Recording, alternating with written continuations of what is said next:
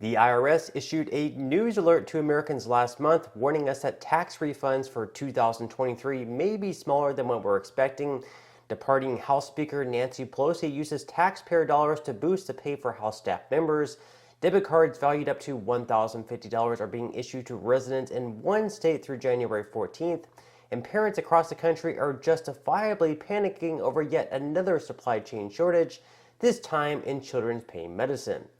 So in this video, we're going to touch base on all those topics, but before we dive into it, I would greatly appreciate if you could take just a few seconds out of your day to hit the like button, as that certainly helps with the good old YouTube algorithm. Okay, so according to CBS, parents are beginning to panic amid a medication shortage of children's pain medicine.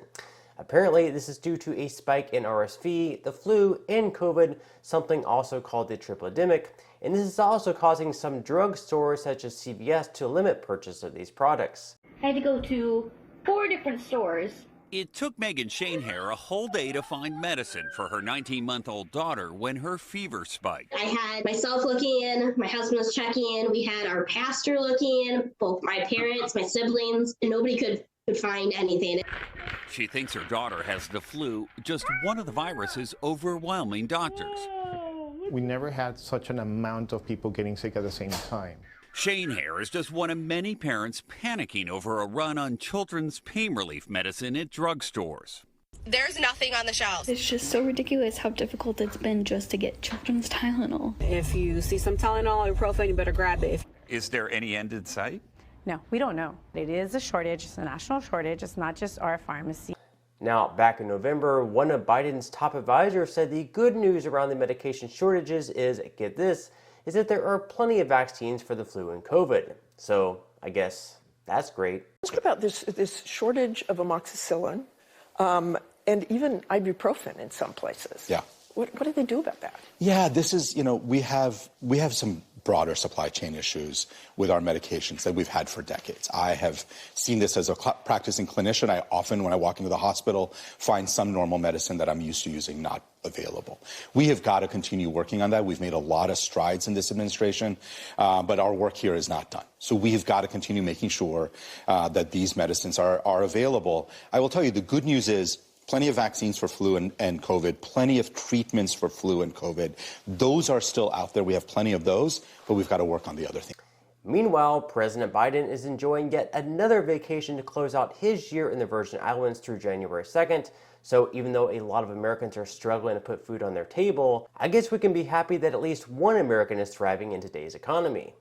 With 2022 closing out on a mostly sour note, we can only look forward to 2023 with a more positive outlook. But as we roll into January and February, taxes will be one of the things on all of our minds, which, depending on your own personal situation, could mean a hefty refund or perhaps expecting a huge refund only to be disappointed with a much smaller amount. Now, in this world, there are really only two things certain, that's death and taxes, and just in a recent newsletter by the IRS, in a warning last month that they sent out, they wrote that refunds may be smaller in 2023 because taxpayers won't be receiving an additional stimulus payment.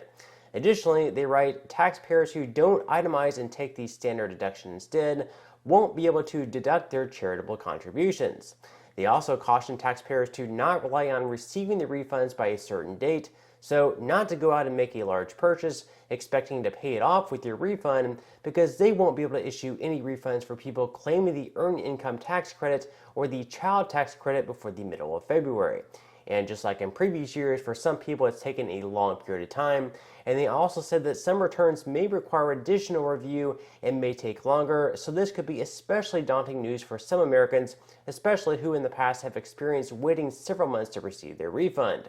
Now, even though Americans weren't issued a stimulus check in 2022, at least at the federal level, we saw several of them sent out at the state level, and more debit cards will continue to be sent out in one state through January 14th.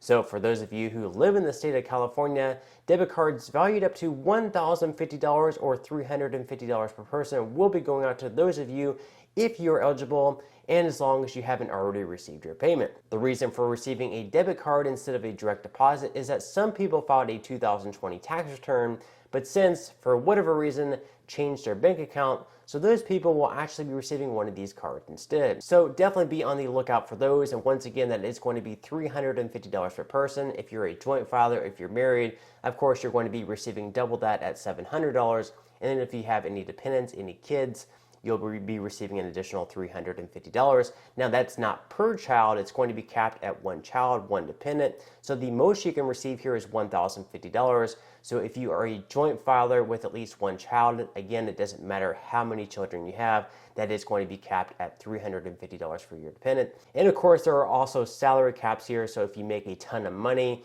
you may only be eligible for say $200, but most of the people here are going to be eligible for the full amount, which again is going to be $350. So definitely be on the lookout for those, as well as any other relief payments that may get approved in 2023, whether that be at the federal level, which I don't expect to take place unless we fall into a really bad recession, but we could possibly see more checks at the state level, where a lot of these states still have a lot of leftover funds from COVID relief. Now, the good news here, well, not necessarily for us, but for House staff members, is that Nancy Pelosi is raising their pay up to a maximum of $212,000 annually, after she already raised the pay once earlier this year up to $204,000. This means that senior staffers can make even more annually than House and Senate lawmakers can, who are capped at $174,000 per year. And who's going to pay for this, you ask? Well, us, of course, the taxpayer. So while they're raising their own salaries in Washington, they can't pass anything for the American people, not another stimulus check, not a higher payment for Social Security recipients, and not an expansion of the child tax credit. And so in the omnibus bill, there was a lot of talk about, reinstating that child tax credit, those $300 monthly payments that a lot of families were getting. It helped bring a lot of children out of poverty, was considered a very good thing, but they did not include that in the bill. And then after the bill passes, without something like that being included, without another stimulus check being included, without really anything for the American people, not like extra money for the American people to get by in this hard time, in the meantime, they're raising salaries of their own staff workers. And these are people that aren't even elected by the American people. These are people like, say, Nancy Pelosi gets elected, and then she picks out her staff. So she's raising the salaries of her own staff, who, have a lot of impact on what laws are, put into play. So just keep that in mind here as we, continue to vote these lawmakers into Washington. It's a pretty big shame, at least in my opinion. But let me know what your thoughts are in the comment section below.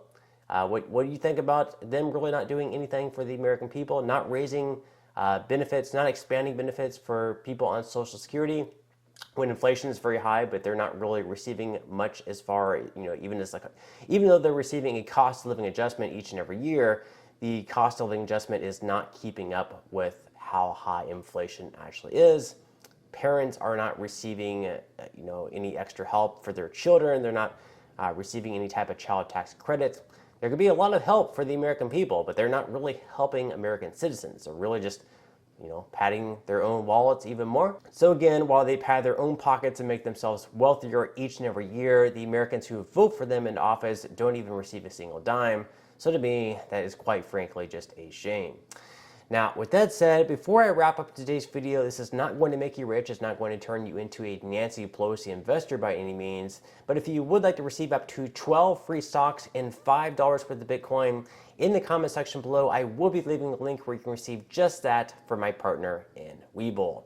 And even if you don't feel like investing at this time for whatever reason, once you receive the free stocks, what you can always do is just sell them for what they're worth and then transfer that money right back to your bank account. So in total, you should be receiving a value of at least $50 or more, although some people have gotten especially lucky in the past and have actually received over $3,000 in these stocks that they were able to sell if they wanted to.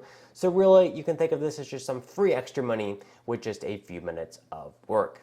But on that note, I'm going to go ahead and wrap up this video. If you enjoyed the content in today's video and you would like to see more like it, make sure to give this video a like, subscribe to my channel if you have not already, and also ring the notification bell. That way you will be the very first to be notified when I do release future videos.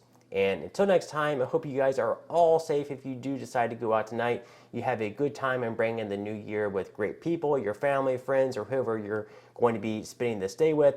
Once again, number one, be safe, have a great time, and I will see you in the next video.